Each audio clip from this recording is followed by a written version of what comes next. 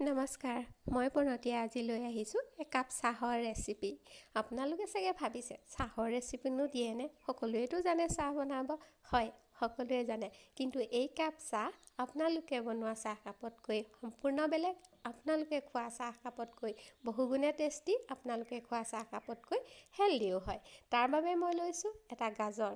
দেখিছে, এটা গাজৰ 2 কাপ চাহৰ কাৰণে জোখৰ হয়। মই আধাটো গাজৰ এনেদৰে কদুকচ কৰি লৈছোঁ, কিয়নো মই 1 কাপ চাহ মাত্ৰ বনাম। গাজৰখিনি কদুকচ কৰি লোৱাৰ পাছত মই এটা চচপেনত পানী পাতি দিছোঁ আধা গিলাচ। পানী দিছোঁ আধা গিলাচতকৈ অলপ কম দিছোঁ, কিয়নো মই 1 কাপ চাহেই মাত্ৰ বনাম। আৰু আধা গিলাচ মই ইয়াতে এতিয়া গাখীৰ দিম। এয়া গাখীৰ দিছোঁ আৰু ভালদৰে উতলিবলৈ দিব লাগিব। এয়া দেখিছে, উতলাৰ পাছত মই গাজৰখিনি কদুকচ কৰি থোৱা গাজৰখিনি দি দিছোঁ ইয়াতে আৰু এনেদৰে ভালদৰে মিহলাই দিছোঁ।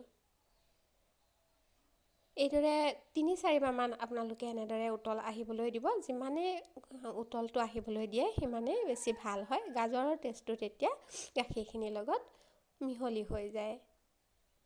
এইদৰে কৰাৰ পিছত এয়া মই লৈছোঁ এচামুচৰ জোখত মিহি মিহিকৈ কাটি থোৱা গুড়। আৰু গুড়খিনি ভালকৈ গলি যাবৰ বাবে ভালকৈ মিলাই লৈছোঁ।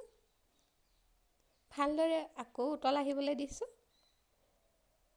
এইদৰে আপোনালোকে মিলাই 4-5 বাৰ এনেদৰে উতলি ফুলি আহিবলৈ দিব।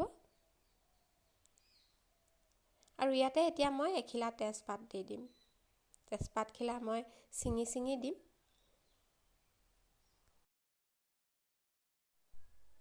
এনেদৰে তেজপাতখিলা দিয়াৰ পাছতো কেইটামান উতল আহিবলৈ দিব, যাতে আপোনালোকে গাখীৰ আৰু পানী যিমান পৰিমাণৰ দিছিলে তাৰ আধা পৰিমাণত ৰখি যায়। সেই হিচাপত ৰাখিব। আৰু অকণমান চাহপাত 1 চামুচৰ 4/1 অংশ চাহপাত দিছোঁ। চাহপাত দিও কেইটামান উতল আহিবলৈ দিছোঁ।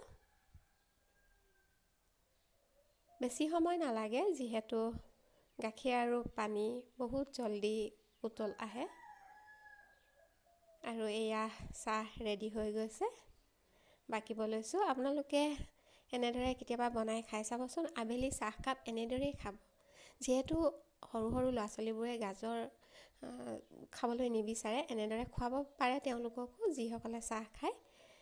আপোনালোকে যদি ভিডিঅ'টো ভাল পাইছে তেনেহ'লে শ্বেয়াৰ কৰি দিব। যদি ফেচবুক পেজত চাই আছে তেনেহ'লে ফ'ল' কৰি দিব পেজটো। আৰু যদি মোৰ ইউটিউব চেনেলত চাই আছে তেনেহ'লে ছাবস্ক্ৰাইব কৰি দিব। মোৰ ইউটিউব চেনেলটোৰ নাম হৈছে প্ৰণতি ডায়েৰী। ভিডিঅ'টো শেষলৈকে চোৱাৰ বাবে বহুত ধন্যবাদ। Bye bye.